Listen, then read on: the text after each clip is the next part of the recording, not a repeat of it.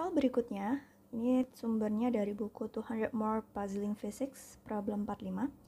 Dalam kabut yang sangat tebal, ada banyak tetesan air kecil yang mengapung di udara dengan laju yang dapat diabaikan, jadi bisa dianggap diam. Jika ada satu tetes air yang sedikit lebih besar dari yang lain, dia akan mulai tenggelam, jadi jatuh. Nah, ketika jatuh di bawahnya itu kan ada tadi ya kabut atau tetesan-tetesan air yang kecil tadi, itu dia akan diserap ya. Ia akan menyerap tetes-tetes kecil yang dilaluinya sehingga tetes air tadi menjadi semakin besar. Dengan kita asumsikan bentuknya tetap bola ya. Dan dia akan memiliki percepatan konstan ke bawah meskipun ada gaya hambat yang proporsional dengan laju kuadrat dan luas penampangnya.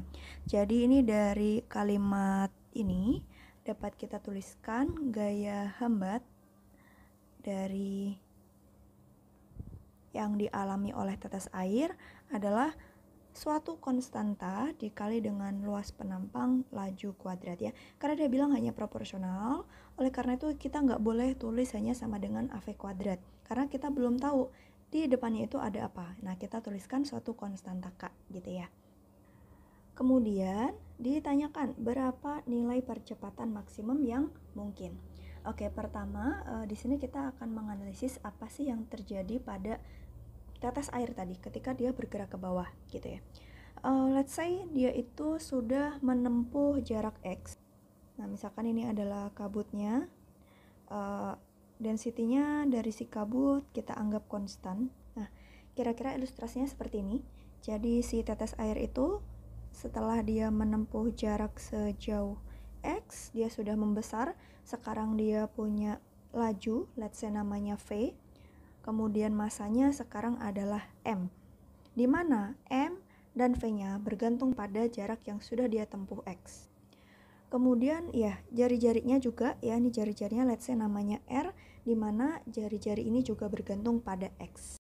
Nah, kemudian let's say si tetes air tadi bergerak sedikit ke bawah sejauh delta X, maka kabut setebal delta X ini akan diserap olehnya. Maka ya volume dari si kabut ini bisa kita hitung berapa sih volume dari kabut yang diserap. Itu adalah sebesar PR kuadrat delta X. Berarti massa kabut yang diserap, mari kita anggap massa jenis dari kabut itu adalah rho kabut gitu ya. Jadi rho kabut atau rho K aja ya, rho K dikali delta V kabut. Nah, ini adalah massa kabut yang akan diserap oleh si tetes air gitu ya teman-teman. Jadi sama dengan rho kabut PR kuadrat delta X.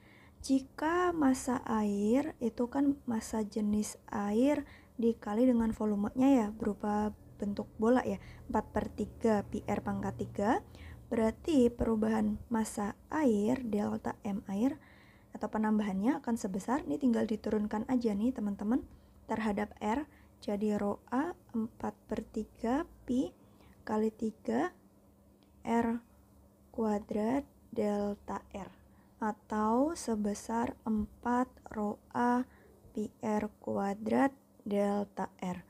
Nah, perubahan atau penambahan massa tetes air tadi itu akan setara dengan massa kabut yang dia sudah lewatin. Berarti kita bisa samakan nih, rho K pi R kuadrat delta X akan sama dengan 4 rho air pi R kuadrat delta R.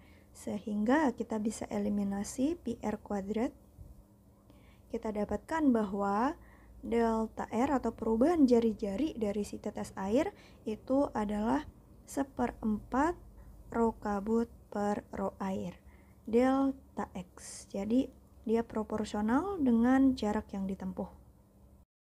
Jika kita anggap ukuran tetes air pada mula-mula itu sangat-sangat kecil, jadi jari-jarinya bisa kita abaikan, maka kita bisa tulis fungsi jari-jari dalam X gitu ya, adalah sebesar 1/4 rho K per rho A X. Oke ya, ini kita jadikan persamaan 1. Kemudian massa dari si tetes air pada jarak X itu dapat kita tuliskan menjadi dalam fungsi jari-jari ya, berarti adalah 4/3 pi R pangkat 3 rho air. Ini sebenarnya tadi sudah kita tulis ya, tapi kita tulis ulang aja di sini. Nah, ini jadi persamaan 2. Kemudian, mari kita lihat hubungan dari perubahan massa, perubahan jari-jari, dan perubahan X ya dalam diferensial. Berarti kalau misalkan saya turunkan si persamaan M terhadap R, maka saya punya dm dr adalah sama dengan 4/3 pi R pangkat 3 diturunkan 3R kuadrat dikali rho A. Maka saya dapat rapikan, ini menjadi dm per dr sama dengan, ini sebetulnya kan sama kayak 3 kali M per R ya teman-teman bentuknya. Sehingga saya dapatkan dm per M sama dengan 3 dr per R. Ini jadi persamaan 3. Kemudian kita lihat juga hubungan R dengan X tadi dalam bentuk diferensial. Kita tinggal turunkan R terhadap X, maka saya dapat 1/4 rho K per rho A, seperti itu. Berarti ini kan sebetulnya sama dengan R per X ya. Ini sama dengan R per X. Jadi kalau saya rapikan nih, dr per R sama dengan dx per X. Sehingga persamaan 3 tadi bisa kita extend menjadi dm per M sama dengan 3 dr per R sama dengan 3 dx per X. Jadi kita sekarang punya hubungan M, R, dan X dalam satu equation. Ini 3 aksen lah ya. Oke, sekarang mari kita perhatikan hukum Newton ya yang berlaku pada kasus ini. Pada kasus ini berarti kan gayanya apa aja? Ada mg, kemudian ada gaya hambatnya atau drag force tadi ya. Maka kalau kita tulis sigma F sama dengan mg min tadi gaya dragnya itu adalah konstanta luas penampang V kuadrat akan sama dengan perubahan momentum dari si tetes air terhadap waktu. Jadi ini mg, penampang dari tetes air adalah pi R kuadrat sama dengan dmv per dt.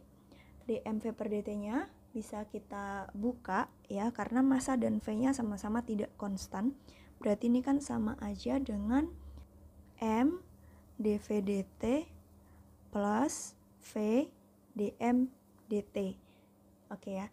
Nah, saya bisa tuliskan ini menjadi,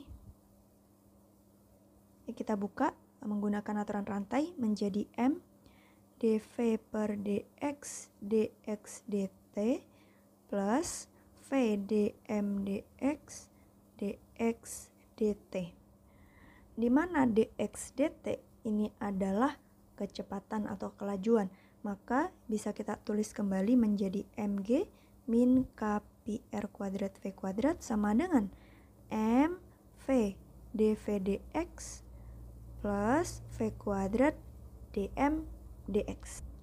Atau yang ini karena sama-sama V ya, berarti ini jadi dv kuadrat per dx, jadi dimasukin. Dari sini kita modify sedikit bagian V dv dx itu kan sebetulnya sama dengan turunan terhadap X dari V kuadrat per 2 ya teman-teman. Jadi ini kayak dibalik gitu, kalau ini diturunkan itu jadi ini gitu. Kemudian kita ingat kembali juga hubungan M terus dm dan dx. Dari sini tuh kita dapatkan bahwa dm per dx itu sama dengan 3m per x.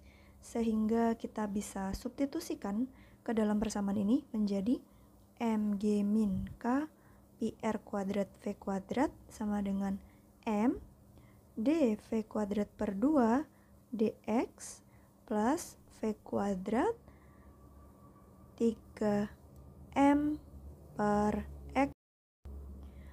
Kemudian di sini kita bisa sederhanakan dengan membagi kedua ruas dengan massa, maka kita punya, saya tulis di sini ya, G min K pi R kuadrat V kuadrat per M dengan massanya tadi adalah 4/3 pi R pangkat 3 row A ya, row A, M-nya sudah habis, jadi sisa dv kuadrat per 2 per dx, kemudian ditambah v kuadrat dibagi M berarti tinggal 3 per x, seperti itu.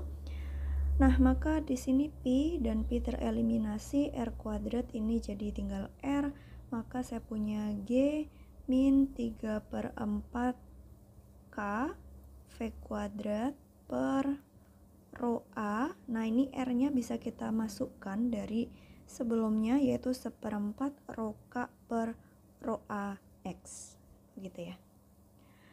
Sama dengan dV kuadrat per 2 dx plus V kuadrat 3 per X. Oke, yang kiri ini bisa kita sederhanakan, 4 bagi 4, rho A bagi rho A. Ya, maka dapat G min 3K V kuadrat per X rho K.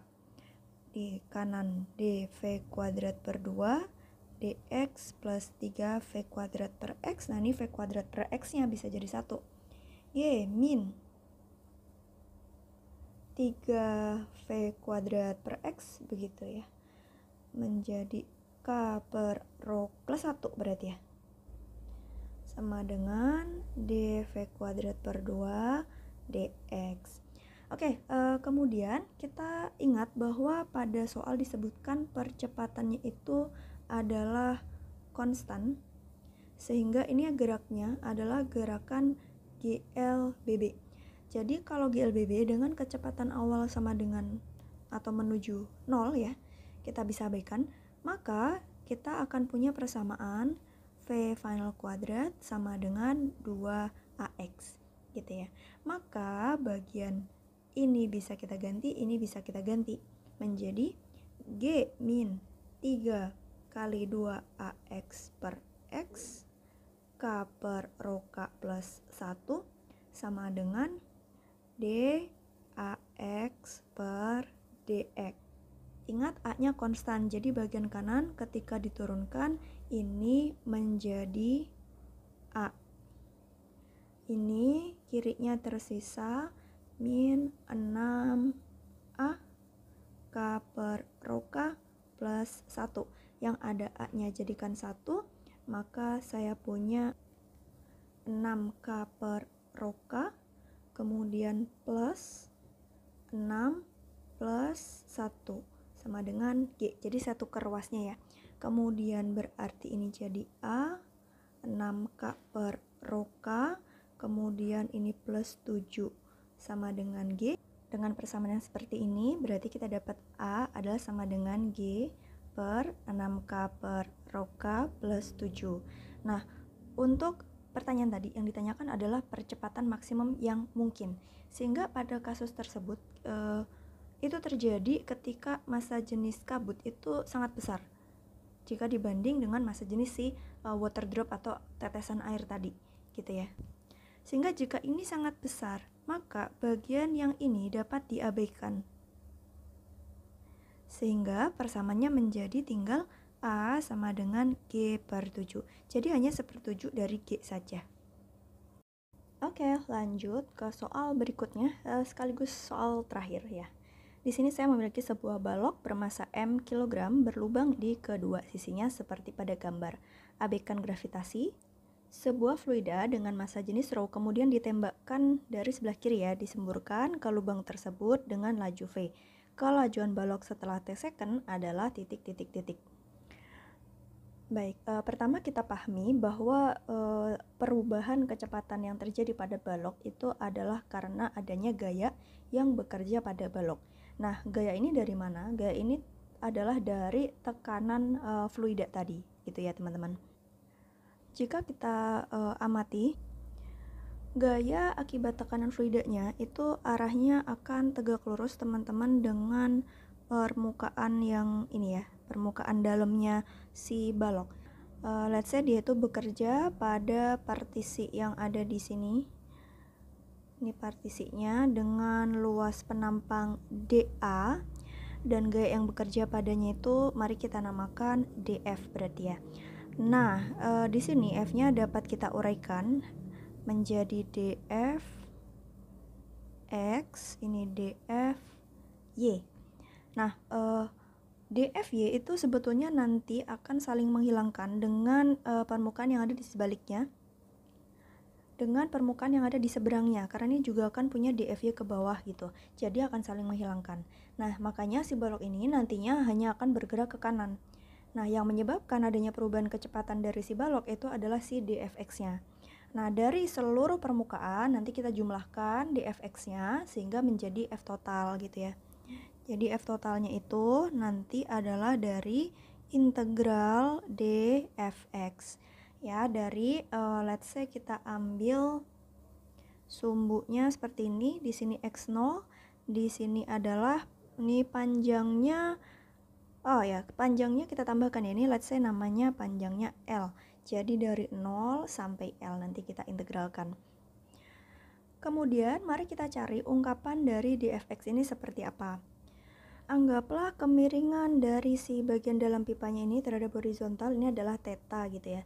Maka di sini itu adalah theta. Jadi yang ke atas itu adalah df cos theta, sedangkan yang ke sini adalah df sin theta. Maka dfx itu dapat saya tuliskan kembali menjadi df tan theta. Nah, df ini adalah gaya yang bekerja pada dA ya. Let's say tekanan yang bekerja pada penampang partisi dA itu adalah P gitu. Maka df itu adalah PdA ya. Ini sudah kita bahas di soal sebelumnya. Maka jika kita masukkan, kita dapat f total itu adalah integral P tan theta dA. Dengan tangan tetanya konstan, maka ini menjadi tan theta integral P dA. Kemudian dA-nya kita bisa buka di sini teman-teman. Let's say ini jari-jarinya kan R ya. Di sini tuh kita namakan ini jari-jarinya adalah R. Kemudian karena ini cukup sempit, ini let's say panjangnya dx, maka luas penampang dA itu bisa kita dekati dengan 2πr dx ya. Jadi ini kayak kalau kita buka tuh seperti pita yang tebalnya adalah dx dan panjangnya itu adalah 2πr, seperti keliling lingkaran gitu ya. Jadi dA-nya dapat kita approximate menjadi 2πr dx. Input ke sini, maka saya dapat f total adalah sama dengan tan theta integral P dikali 2πr dx dengan x-nya nanti dari 0 sampai L sampai ujung ya. Nah, masalahnya adalah R-nya jari-jari itu kan bergantung dengan x juga, sehingga kita akan cari tahu hubungan R dengan x. Kemudian kita cari tahu juga fungsi dari tekanannya P itu seperti apa. Sementara kita sebut ini dengan persamaan 1. Untuk fungsi dari R sendiri sebetulnya cukup mudah sih teman-teman. Nih, teman-teman kalau udah belajar gradien garis pasti udah ngerti. Ya, ini adalah R, ini adalah X gitu ya. Ini saya gambarkan yang bagian atas. Nah, ini kan R1 nih yang di sini. Yang di sebelah kiri ini R2 yang sebelah kanan tingginya. Berarti kalau kita lihat di sini gradien dari kurvanya adalah sama dengan K saja ya, suatu konstanta, itu adalah sama dengan R2 min R1. Terus ini panjangnya adalah L, berarti per L. Oke, ini kita simpan dulu untuk gradiennya. Kemudian berarti untuk R di X tertentu, let's say kita mau cari R yang ada di sini berapa gitu ya. Ini di X sembarang. Dengan X-nya itu adalah antara 0 hingga L, maka R dalam fungsi X adalah, teman-teman ingat persamaan garis lurus ya, sama dengan gradien mx plus c gitu ya. Maka sama aja di sini, berarti R X sama dengan gradiennya R2 min R1 per L kali dengan X-nya. tambah dengan C. Nah, C ini apa sih? C ini adalah y-intercept.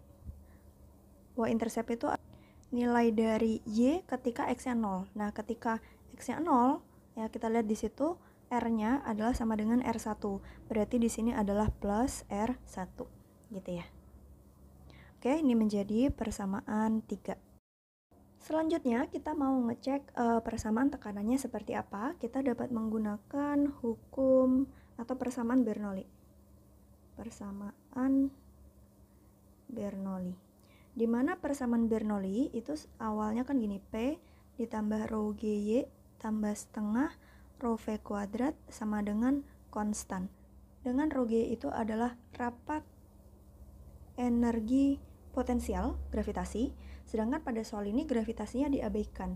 Jadi part ini sama dengan 0, kemudian setengah rho V kuadrat itu adalah rapat energi kinetik yang nantinya berhubungan dengan laju fluidanya. Nah, dari sini kita bisa cek nantinya laju fluida di X tertentu. Jadi bukan laju balonnya ya, tapi laju fluidanya itu di X tertentu berapa. Maka kita bisa cek di 2 titik. Di X sama dengan 0, di mana R sama dengan R1, maka kita ketahui tekanannya di situ adalah sama dengan tekanan udara luar. Kenapa? Karena di situ dia terhubung langsung ke udara luar ya, di ujung kirinya masih terbuka gitu. Kemudian kita cek di X sembarang ya, di mana X-nya adalah di antara 0 dengan L, maka kita ketahui bahwa R-nya adalah R yang tadi, fungsi X, kemudian tekanannya adalah P. Maka kita dapat rumuskan persamaan Bernoulli-nya menjadi kondisi awal di sebelah kiri P0 plus setengah rho V kuadrat, ya tadi lajunya V ya, di sebelah kiri. Ya, mungkin biar beda, biar nggak ketukar, ini kita namakan V0 aja ya teman-teman ya, biar nggak ketukar sama V di X tertentu. Jadi ini V0 gitu ya. Kemudian sama dengan pada kondisi X tertentu, maka tekanannya P ditambah dengan setengah rho V kuadrat. Jadi ini adalah laju fluida di X tertentu gitu ya. Maka untuk V-nya bisa kita substitusi menggunakan kontinuitas. Nah, pada asas kontinuitas kita ketahui bahwa debitnya itu adalah konstan. Maka berlaku A1V1 sama dengan A2V2. Jadi kalau kita tinjau di sebelah kiri, tadi luas penampangnya berarti adalah PR1 kuadrat ya. Kemudian di bagian tengah itu luas penampangnya adalah PR kuadrat gitu kan. Kemudian lajunya sebelah kiri itu adalah V0, di X tertentu ini adalah V. Jadi kita dapat V-nya itu adalah R1 kuadrat per R kuadrat V0. Maka kita bisa substitusikan nilai dari V-nya ke dalam sini. Maka saya dapat P adalah P0 plus setengah rho V0 kuadrat kali 1 min, ini V-nya di kuadrat ya, jadi R-nya kuadrat lagi, jadi pangkat 4 per R pangkat 4, dengan R-nya kita ketahui adalah KX plus R1. Maka ini jadi KX plus R1 pangkat 4. Baik, kita dapatkan tekanan dalam fungsi X. Sekarang tinggal kita masukkan. Dari persamaan 1, maka kita dapat gaya totalnya. Tangen theta, tangen theta kita cari dulu dari sini. Ini kan segitiga yang tadi kita maksud. Kemudian ini tetanya di sini ya, kemiringan dari si bagian dalam pipa. Maka tangen tetanya adalah depan bagi samping. Berarti adalah R1 min R2 per L ya. Oke. R1 per min R2 per L, tangen tetanya. Dimasukkan P-nya, di mana P adalah P0 ditambah setengah rho V0 kuadrat kali 1 min R1 pangkat 4 per Kx plus R1 pangkat 4. Kemudian dikali dengan 2pi R, R-nya adalah Kx plus R1 dx. Oke ya. Yang konstan bisa kita keluarkan dulu, yaitu 2pi-nya. Jadi ini 2pi R1 min R2 per L. Kemudian kita kalikan Kx plus R1-nya ke dalam. Jadi ini ada P0 Kx plus R1 ditambah setengah rho V0 kuadrat Kx plus R1 ditambah dengan setengah rho V0 kuadrat R1 pangkat 4 per Kx plus R1 pangkat 3. Integral dari 0 sampai L terhadap dx. Untuk mengintegralkannya, karena ini bentuknya 1 per Kx plus R1 pangkat 3 ya, biar gampang kita pakai integral substitusi. Jika U adalah Kx plus R1, maka du adalah K dx. Jadi dx-nya bisa kita ganti, terus Kx plus R1-nya kita ganti. Maka bagian ini integralnya adalah sama dengan integral P0, batasnya kita nanti dulu ya. U ditambah setengah rho V0 kuadrat U ditambah setengah rho V0 kuadrat R1 pangkat 4 U pangkat 3. Jadi dengan seperti ini kita dapat mengintegralkannya dengan lebih mudah. Oke ya.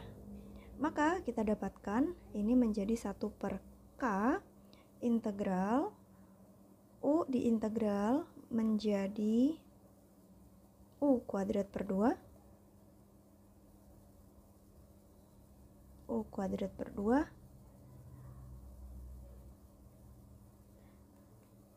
Nah ini kan sama aja dengan U pangkat min 3 ya, berarti jadi U pangkat min 2 per min 2. Oke, maka kita dapatkan hasilnya seperti ini. Tinggal kita substitusikan U-nya kembali dan kita masukkan ke dalam integral F total. Jadi ini 2pi R1 min R2 per L. Kita masukkan 1 per K. Kita keluarkan ya 1 per K-nya. Kemudian ini jadi P0 Kx min plus R1 kuadrat per 2. Setengahnya berarti kita keluarin aja ya setengahnya. Jadi ini pi gitu. Jadi ini tinggal U kuadrat tambah setengah rho V0 kuadrat Kx plus R1 kuadrat plus minus setengah rho V0 kuadrat R1 pangkat 4 1 per Kx plus R1 kuadrat. Kemudian kita masukin batasnya dari 0 sampai L ya tadi.